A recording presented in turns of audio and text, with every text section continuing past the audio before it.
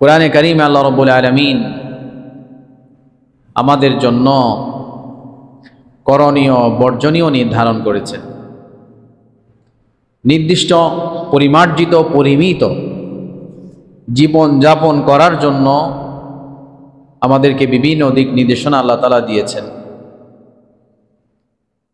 একটা পশুর মাঝে আর একজন মানুষের মাঝে পার্থক্য হলো মানুষ পরিমার্জিত পরিমিত নির্দিষ্ট নিয়ম কানুন মেনে সে জীবন যাপন করে, কিন্তু পশু সে কোনো নিয়ম কানুন অনুসরণ করে না। পশুর সাথে মানুষের অনেক মিল আছে। পশু খাবার দাবার গ্রহণ করে, মানুষও খাবার দাবার গ্রহণ করে। পশু সে যে রিপ্রোডাকশন, বাচ্চা জন্ম দেয়, মানুষও বাচ্চা জন্ম দেয়, বংশ বিস্তার করে। অনেক কিছুতেই পশুর সাথে মিল আছে। ওই মিল থাকার কারণে আবার অনেকেই বলে যে মানুষ পশুর মাধ্যমে বিবর্তন হয়ে মানুষ হয়েছে। নাউযুবিল্লাহ। কোনো কিছুর মিল থাকলেই সেটা ওই রকম হয়ে যাবে, এগুলো হচ্ছে হাইপোথিসিস, এগুলো কোনো প্রমাণিত কোনো বিষয় নয়, বরং বিজ্ঞান পরিবর্তনশীল। আজকে এই কথা বলে কালকে তার ওই ডেফিনিশন ক্রাইটেরিয়া সংজ্ঞাকে চেঞ্জ করে, তার ফর্মুলাসগুলো চেঞ্জ হয়। আজকে ভালো মনে করে করোনার টিকা দিতেছে, এখন বলতেছে করোনার টিকার মধ্যে ক্যান্সারের উপাদান আছে। অর্থাৎ বিজ্ঞান একদম কমপ্লিট না, এটার মধ্যে আল্লাহ তাআলা ত্রুটি রেখে দিয়েছেন। একমাত্র আল্লাহ ছাড়া, আল্লাহ তাআলার সৃষ্টি ছাড়া বাকি সমস্ত জিনিসের মধ্যে ত্রুটি বিচ্যুতি আছে।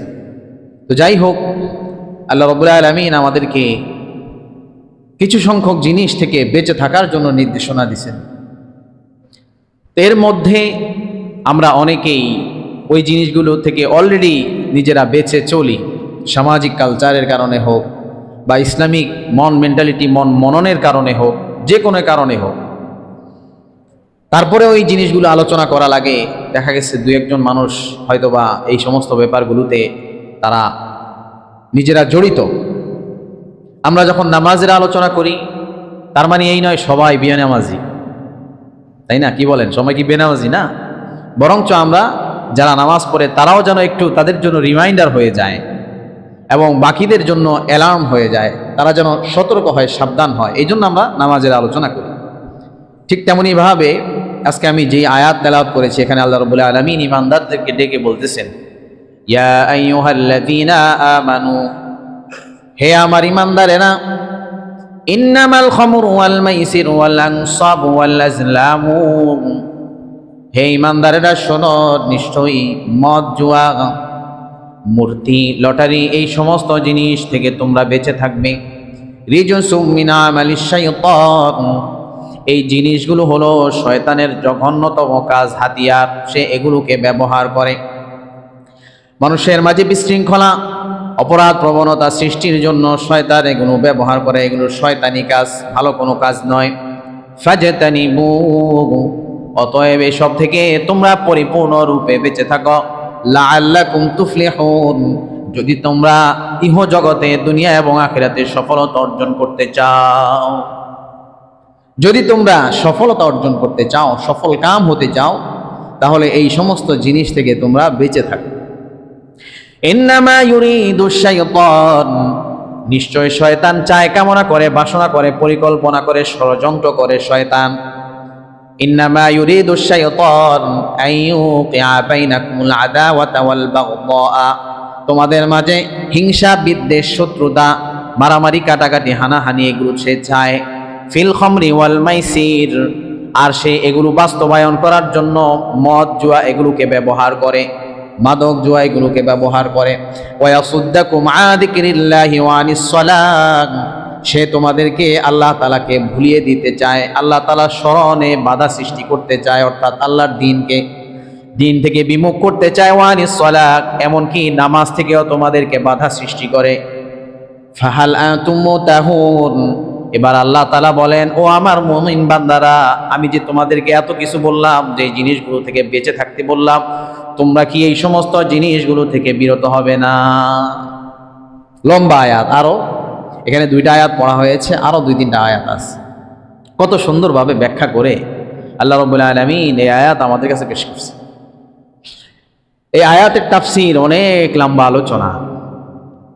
এই আয়াতের তাফসীরে সর্বপ্রথম যে হাদিসটি আছে বুখারী এবং মুসলিম বিশুদ্ধতম হাদিসের কিতাব, এখানে আনাস ইবনে মালিক রাদিয়াল্লাহু তাআলা আনহু থেকে বর্ণিত হাদিস। আনাস ইবনে মালিক রাদিয়াল্লাহু তাআলা আনহু বলেন যে কুনতু সাকিয়াল কওম, আমি মাদক হারাম হওয়ার পূর্বে মানুষের মাঝে মাদককে আমি ঢেলে পরিবেশন করতাম। আমি ছিলাম একজন পরিবেশনকারী। আর এই পরিবেশন মাদকের আসরটা বসতো হলো আবু তালহা নামক একজন সাহাবীর বাসায়। ওনার বাসায় মাদকের একটা আসরের জন্য একটা কামরা ছিল, একটা ঘর ছিল। ফি মানজিলি আবি তালহা, কুনতু সাকিয়াল কওমি ফি মানজিলি আবি তালহা, আমি মানুষের মাঝে মাদক পরিবেশন করতাম। আবু তালহা, সাহাবী আবু তালহার বাসায় মানুষেরা আসতো, পরিচিত জনেরা আসতো, আর সেখানে তারা মাদক সেবন করত, মদ গ্রহণ করত। আমি সেগুলোকে ঢেলে ঢেলে তাদেরকে আপ্যায়ন করতাম। বাইনা উদিরুল কাসা আলা আবি তালহা ওয়া আবি উবাইদা ইবনুল জাররাহ ওয়া মুআদ ইবনে জাবাল ওয়া সুহাইল ইবনে বাইদা ওয়া আবি দুজানা। একবার আমি এই সমস্ত সাহাবীদের মাঝে মদ পরিবেশন করতেছিলাম। আবু তালহা ছিল, আবু তালহা, আবু দুজানা, এই সমস্ত সাহাবী, উবাইদা ইবনুল জাররাহ, এই ধরনের কিছু সাহাবী সেখানে অবস্থান করছিল। আমি তাদেরকে মদ ঢেলে ঢেলে তাদেরকে পরিবেশন করছিলাম।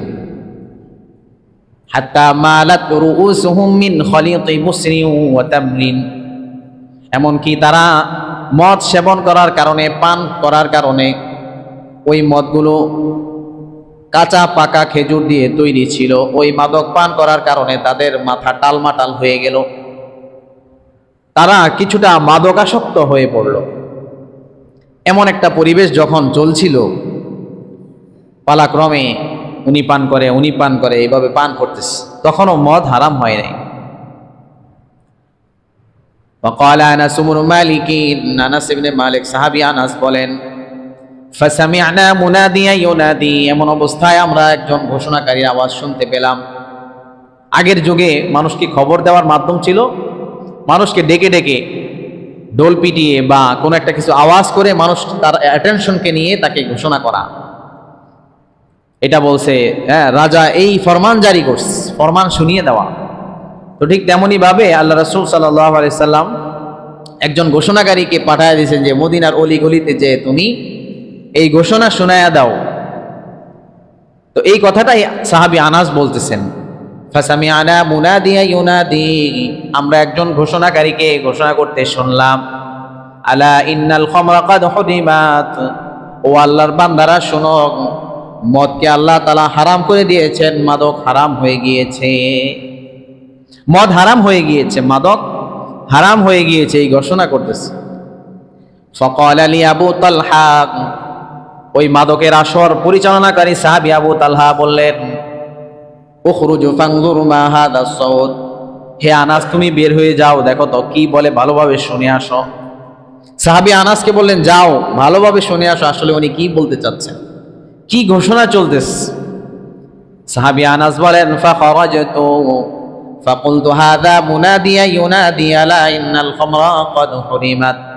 সাহাবী আনাস বলেন, আমি বের হলাম, বের হয়ে ভালোভাবে শুনলাম, শুনে দেখলাম সে এটাই বলতেছে, আর আমি এই কথাটি ওইখানে এসে সাহাবী আবু তালহা সহ আরো যারা ছিল তাদেরকে বললাম, একজন ঘোষণাকারী এই ঘোষণা দিচ্ছে যে আল্লাহ তাআলার তরফ থেকে মদকে হারাম করা হয়েছে।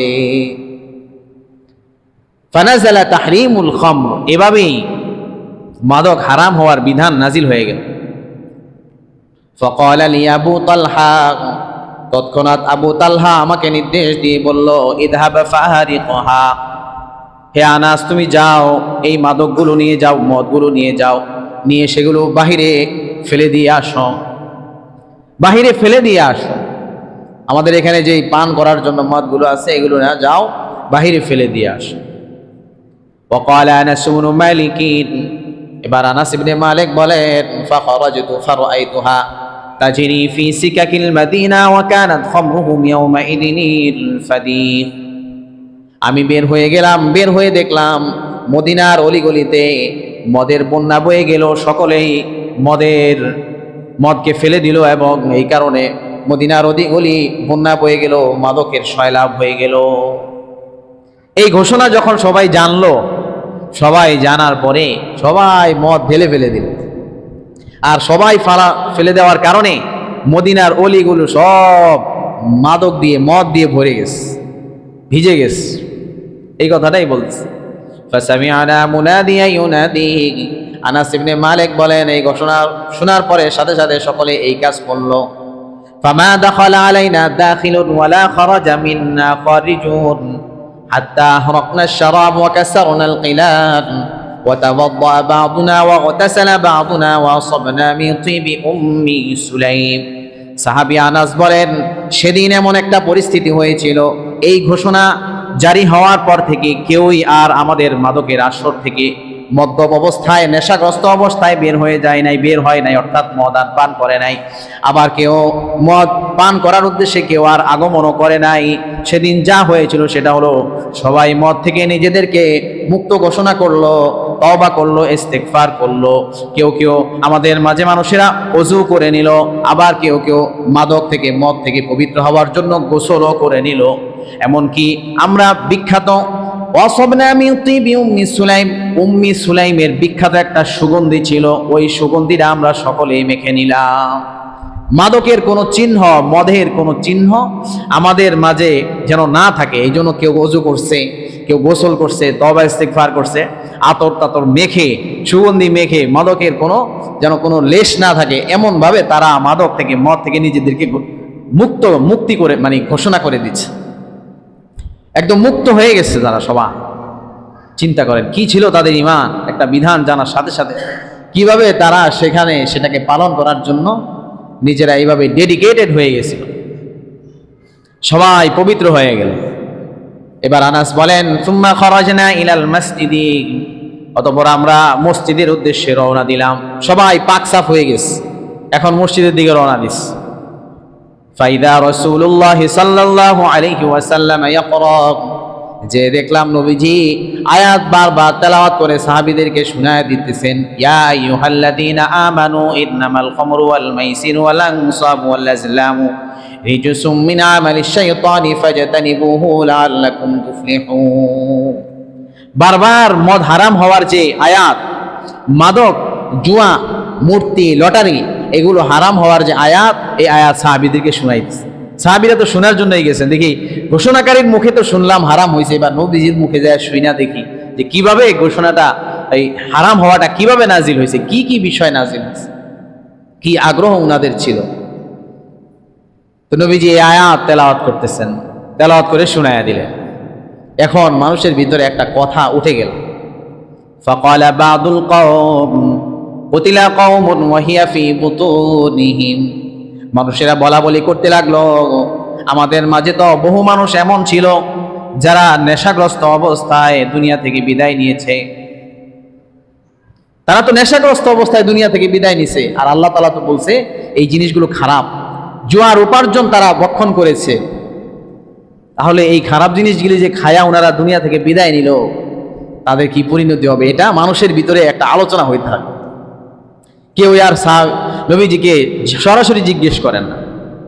ফাকালান নাসু ইয়া রাসূলুল্লাহ, এমন অবস্থায় একজন সাহাবী সাহস করে নবীজিকে জিজ্ঞেস করলো, ইয়া রাসূলুল্লাহ, ও আল্লাহর নবী, ফামা মানজিলাতু মান মাতা মিন্না ওয়া হুয়া ইয়াশরাবুহা, যে ব্যক্তি মদ্যপ অবস্থায়, নেশাগ্রস্ত অবস্থায়, মাদকাসক্ত অবস্থায় মৃত্যুবরণ করেছে, অথবা জুয়ার উপার্জনে বক্ষণ করা অবস্থায় মৃত্যুবরণ করেছে, ওই ব্যক্তির পরিণতি কি হবে?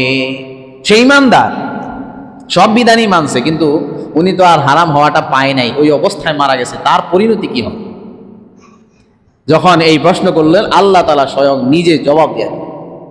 আল্লাহ তাআলা আয়াত নাজিল করে দিলেন, লাইসা আলাল্লাযীনা আমানু ওয়া আমিলুস সালিহাতি জুনাহুম ফীমা তাইমু, যারা ইতিপূর্বে ঈমান এনেছে, নেক কাজ করেছে, আল্লাহ তাআলার নির্দেশনাগুলো পালন করেছে, তারা ওই সময় যা কিছু খেয়েছে, মদ পান করেছে, অথবা সে জুয়ার উপার্জন খেয়েছে, ভক্ষণ করেছে, এগুলোতে তাদের কোনো গুনাহ হবে না।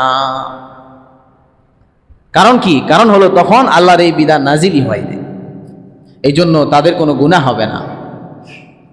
আগের শরীয়তটা পর্যায়ক্রমে গ্র্যাজুয়ালি এটা পরিপূর্ণতা পেয়েছে, ইসলামী বিধি বিধানগুলো। এই জন্য ওই সময় উনাদের বাপ দাদা শত বছরের তাদের অভ্যাস মদ পান করা, জুয়ার উপার্জন খাওয়া, মূর্তি পূজা করা, মূর্তিকে ঘরে রাখা, তারপরে লটারির চর্চা করা, ভাগ্য নির্ধারক তীর দিয়ে তারা লটারির চর্চা করতো, আরো বিভিন্ন উপায় ছিল, এই জিনিসগুলো তাদের মাঝে ছিল। কিন্তু যখন আল্লাহ তাআলার বিধান এক পর্যায়ে নাজিল হলো, তখন এই জিনিসগুলো হারাম হওয়ার পরে তারা একবারে ছেড়ে দিল। বললো না যে আমাদের বাপ দাদাদের হাজার বছরের ঐতিহ্য, আমরা এগুলো ছাড়তে পারবো না।